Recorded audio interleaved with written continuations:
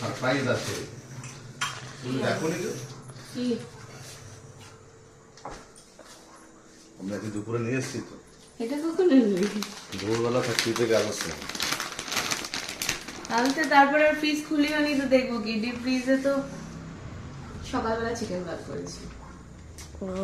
আচ্ছা তাহলে ভাজো খেয়ে দেখি কেমন কোনটা ভাজবো? এটা ভাজো এই যে একটা হচ্ছে পটেটো চিজ শর্টস, আর এটা হচ্ছে শিক কাবাব। কাবাব।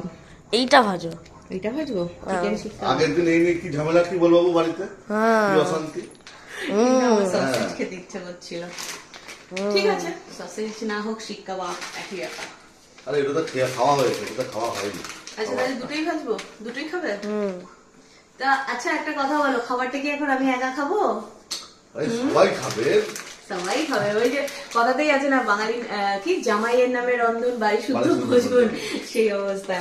নাম হলো আমার, কিন্তু খাবে কিন্তু আমার থেকে বেশি ছেলে আর ছেলের বাবা। যাই হোক থ্যাংক ইউ সো মাচ। তুমি এনেছো না কখন? ওই বললাম ফ্যাক্টরি থেকে আসার সময় আর এখন আমি না এখন বেরিয়েছি বেরিয়েছিলে তো বাড়ি? বেরিয়ে এখানে গেছিলাম ও ঠিক আছে থ্যাংক ইউ। ওয়েলকাম ভাজি তাহলে, চলো টাটা, গুড নাইট সবাইকে।